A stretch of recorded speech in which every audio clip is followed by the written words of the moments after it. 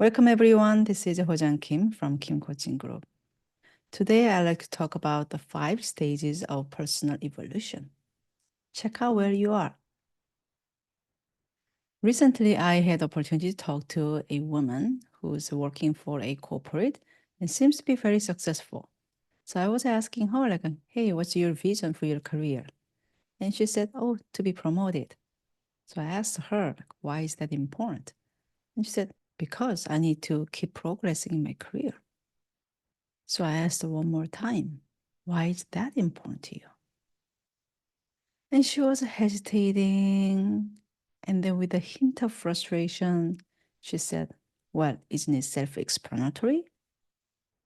That reminded me of these 5 stages of personal evolution. The stages people go through when they make progress in their personal growth. Stage 1 is called cozy heaven. People in this stage are genuinely happy. They have a goal and they are making progress, so they are confident, proud, and have sense of achievement. Most of us started with the goals that's given from either our parents or teachers since our childhood. Like in school, you have to have a good grade, and then you have to go to good college and good job, and all those things that people say that you should do.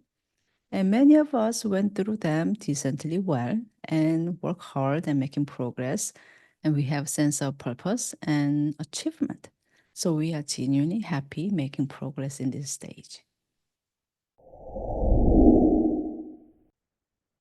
Stage 2, sensing the boundaries. People in this stage, maybe for the first time, they started to notice there is a hidden yearnings inside them. But they also are happy with what they have. They are proud of their achievements so far. They are really appreciating what they have. They are happy. But with this hidden desires inside them, they also started to notice that there is a boundary in their current situations that prevent them from actually achieving their hidden desires. So people often negotiate with themselves. Maybe I should be just happy with what I have. Maybe wanting even more than this is greedy. And stage 3 is hitting the wall. People in this stage with the hidden desires found out their hidden yearnings got so big and they cannot hide it anymore. At the same time, they're afraid to actually do something about it because of the uncertainty. They don't know what's going to happen. And they also have fear of losing everything they have. I have a good job, good family, good finances. What's going to happen if I pursue my dream now? Maybe I'm going to lose everything I have. And because of this fear, people in this stage often make excuses. I'm too old for that. I would love to do it, but I really don't have time. Or, well, I tried before, but it didn't work. I didn't see anybody who actually made it happen. I don't think it's possible. Or, yeah, I know there are some people who made it happen, but they are different people. I'm not like them. Mm-mm. And because of that, people in this stage have tendencies to have more frustration and may blame others or situations more. For example, like Asian woman who's struggling to go into the leadership role may blame on glass ceiling and bamboo ceiling and double biases. And I'm not saying there's no biases, but blaming is one thing and trying to figure out what to do is another thing. And also, there are people who will say things like, oh, it's a bad economy. It's not a time for me to pursue my dream. So they pointing fingers to other people or environment or situations to justify that they don't have to do anything about it.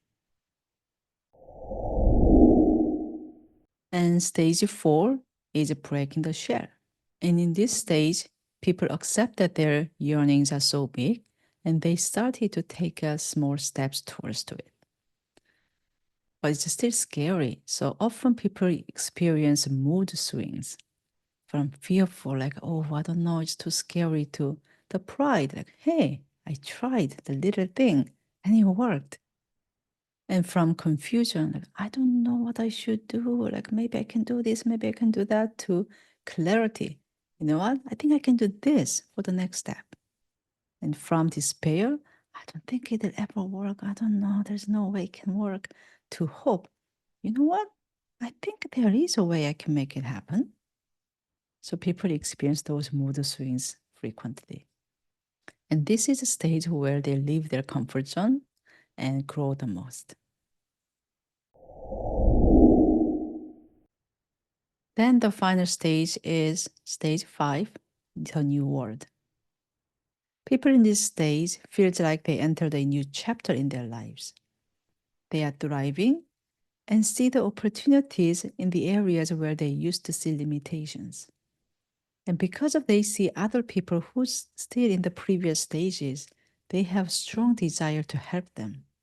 And often they describe their feeling as, this is the life I meant to live. And if people are comfortable in this new stage, it could be actually becoming a stage 1 of the next iteration. These stages I presented as stage 1 to 5, but it's not necessarily a linear journey. It could be spiral, like as I said, you go through the first iteration, and then it may be beginning of the next iterations. And everybody may go through different number of iterations and cycles throughout our lives. And sometimes we may skip some steps and move forward faster, or sometimes we move back. It's a very dynamic, not a linear journey. And by knowing where you are in these stages, you can make intentional choice where you are going to put your energy to and what steps are you going to take next. So for example, if you are in stage cozy heaven, you may want to focus on deep self-reflection, what's really important to you in your life. And if you are in the stage of hitting the wall, acknowledging you are in this stage can help you to face your fear and get the support. Most people move to at least stage 2 in their life when they reach like mid-career level. But this woman I talked to, although she was already in the mid-career level, clearly she was in stage 1. And that kind of caught my attention. I don't think you have to grow all the time. You have to constantly push yourself out of comfort zone. It's okay to be comfort and be happy. However, if you are in the first iterations of stage 1 and without even realizing what is your own inner desires at all too long, sometimes it can have some really bad result. And I want to share 2 examples. One was my client. She had a perfect life. She had a good education, good job in a big high-tech companies. She was married, good finance status. She had 2 kids. She was like literally like having perfect life. And she was divorced. She got laid off. And she felt like she's not as close to her kids anymore. Suddenly, everything made her perfect fall apart. So she was overwhelmed with a mix of emotions like guilt, confusion, and fear. And she said it was for the first time in her life she asked herself, how should I live? What's really important to me? That's when she hired me as her coach. And she realized she had all the life goals that's given to her, and she did a great job of fulfilling them. But she never thought about what is her life goals that she really find it important to her. And she moved through 2 to 5 really quickly. And now she's at stage 5. And she says she feels like she's a different person.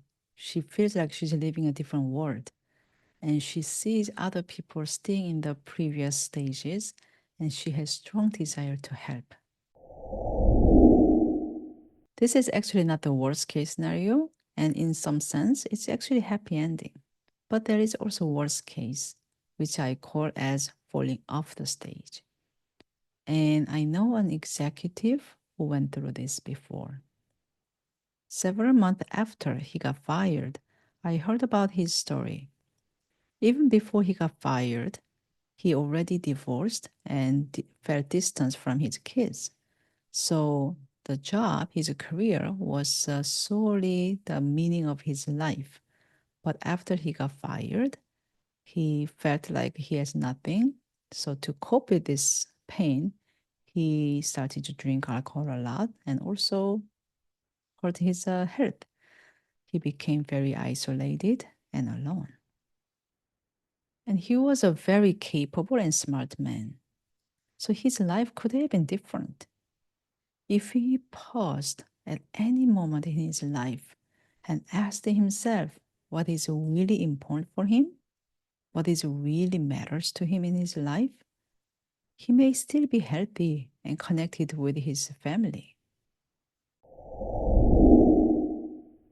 So, recognizing when you rely on one area of your life as a sole purpose of your life, it can actually make a big difference between like falling off the stage or finding a new direction and move on to the next stage.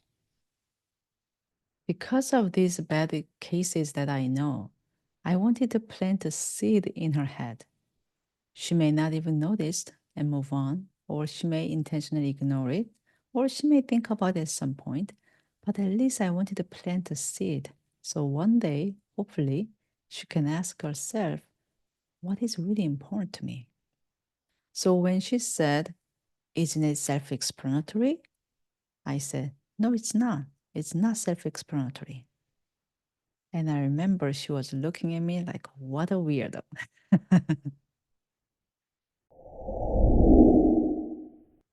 So, what about you? What stages do you think you are in?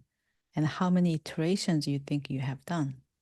And if you want some support navigating through those stages, book a consultation call.